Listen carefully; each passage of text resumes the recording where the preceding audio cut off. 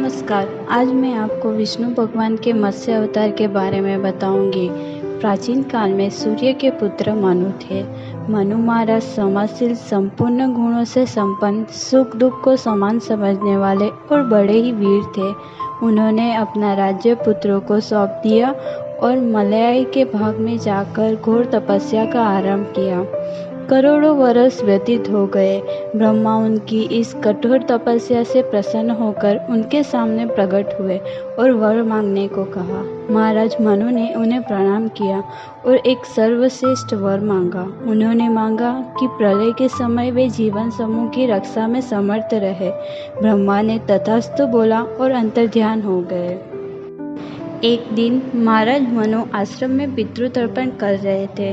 उसी दरमियान जब उन्होंने कमंडल में हाथ डालकर पानी निकाला, तब उनकी हथेली में पानी के साथ छोटी मछली भी आ गई।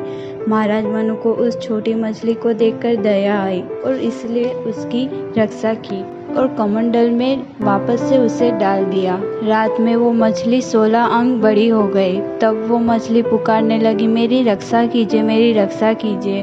तब महाराज मनु ने देखा और उसको मिट्टी के एक बड़े घड़े में डाल दिया। दूसरी रात वह मछली 3 हाथ बड़ी हो गई।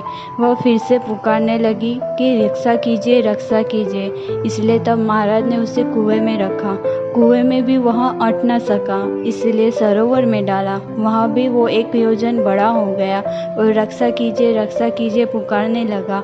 तब उसे गंगा में छोड़ा गया। वहाँ उसने बड़ा ही विशाल रूप ले लिया, इसलिए उसे समुद्र में डाला। उसने समुद्र को भी आच्छादित कर लिया।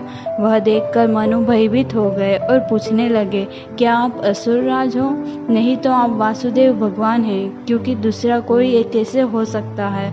आप मत्स्य रूप धारण करके खिन्न कर रहे हैं। तब महाराज मनु ने उन्हें नमस्कार किया। तब मत्स्य रूप अवतार में विष्णु भगवान बोले कि आपने मुझे पहचान लिया, और कहा, थोड़े समय में पर्वत, वन और कानों के सहित यह पृथ्वी जल में निमग्न हो जाएगी।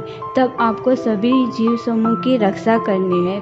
तब महाराज मनु उनसे पूछने लगे कि मैं सभी जीव समुदाय की रक्षा कैसे करूँगा। तब मत्स्य अवतार में विष्णु भगवान बोले, देवों ने जिस नौका का निर्माण किया है उसमें सभी जीवों को चढ़ाना है। आप सभी प्रकार के जरूरी औषधि, बीज एवं सप्तऋषियों को लेकर उस नौका पे सवार हो जाना। तब वायु के जबरदस्त आहार से नौका डगमगाने लगेगी। तब उस नौका को रस्सी से मेरी सींग में बांध देना। प्रलय की समाप्ति के बाद आप प्राणियों के प्रजापति बन जाओगे। तब महाराज मनु पूछने लगे कि कितने सालों बाद यह प्रलय आएगा, आपको मैं किस तरह वापस मिलूंगा।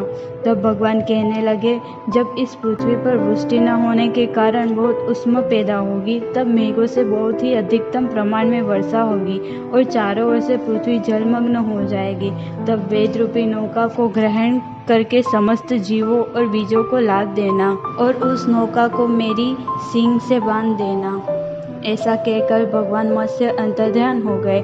जब प्रलय आया, तब मनु ने सभी जीवों और बीजों को सप्तऋषियों सहित नौका में लाद दिया और विष्णु भगवान सींग वाले मत्स्य के रूप में आए। मनु ने नौके को उनके सींग में बांध दिया और इस तरह मनु ने सभी जीव समूह को बचाया।